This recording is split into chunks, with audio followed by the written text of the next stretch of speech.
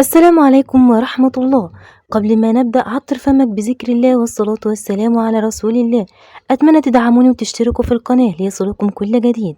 عندنا مشكلة جديدة في المجتمع الرياضي، وللأسف احنا مجتمعنا الرياضي ابتدى يخرج بمشاكله عن الرياضة.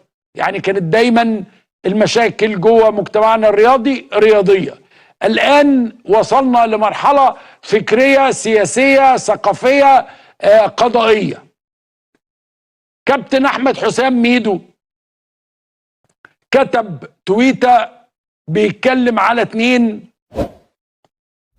من الناس اللي منتمين للنادي الاهلي، كابتن اسامه حسني وكابتن جمال جبر، ان هم اخوان وليهم علاقه بالاخوان.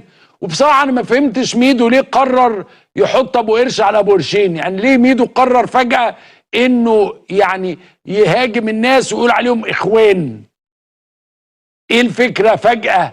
وبعدين النهارده اكتشفنا ان هو شال التويتات دي من عنده، ولا مش عارف اذا كانت لسه موجوده ولا لا. معانا الاستاذ محمد عثمان، المحامي بالنقد والمستشار القانوني للنادي الاهلي. اهلا بيك يا فندم. اهلا بحضرتك يا استاذ عمرو وبكل مشاهدينك الكرام. ايه الحكايه وايه الموضوع؟ يعني هو زي الملخص اللي سيادتك قلته دلوقتي حالا. احنا فوجئنا يوم 11 الاسبوع اللي فات الكابتن احمد حسام ميدو نشر تويتين ضد استاذ جمال جبر والكابتن اسامه حسني. وعلى فكره طبعا الاثنين كلاهما من الشخصيات المحترمه. يعني لما نتكلم استاذ جمال جبر 30 سنه في النادي الاهلي مع كل الادارات، الكابتن اسامه حسني طبعا كل المجتمع المصري والرياضي يعرف اسامه حسني جيدا، بيتسم بالخلق والاحترام ومن الجيل الذهبي للنادي الاهلي. هذه التويتات اللي احنا فوجئنا بيها منشوره بهذا الشكل، نشرها بهذه الصيغه يعد جريمه قذف. هي جريمه القذف طبعا انك بتسند شيء لشخص ما، هذا الشيء لو صح اوجب عقابه. الاتهام او الادعاء اللي نسبه احمد حسام ميدو للكابتن اسامه والاستاذ جمال جبر يعتبر جريمه معاقب عليها، لان في قرار بادراج جماعه الاخوان المسلمين كجماعه ارهابيه. ده ورد في الحكم في القضيه 3343 في مستعجل عابدين، وايضا قرار رئيس مجلس الوزراء بادراج الجماعه واعتبار كل من ينتمي اليها من الارهابيين.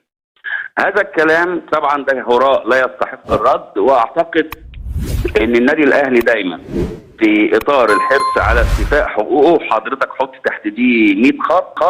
احنا الادعاء اللي نسبه احمد حسام ميدو للكابتن اسامه والاستاذ جمال جبر يعتبر جريمه معاقب عليها، لان في قرار بادراج جماعه الاخوان المسلمين كجماعه ارهابيه.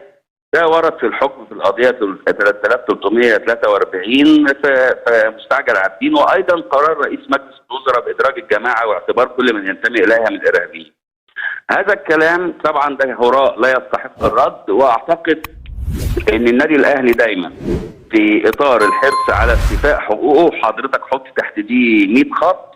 احنا لا نلجا الى القانون ولا نتبع اي اساليب اخرى سوى اللجوء للقانون. احنا تقدمنا لمعالي المستشار النائب العام البلاغ، على فكره هو نشر النهارده، لكننا تقدمنا بالبلاغ في اليوم التالي لنشره. اليوم التالي لنشره كان مرتبط بمباراه الاهلي والزمالك. ايضا ما نشرناهوش في اليوم دوت، احنا قدمناه في اليوم اللي قبليه، لكن لم ننشره في يوم تقديمه لعدم اثاره البلبله او تصدير احتقان بين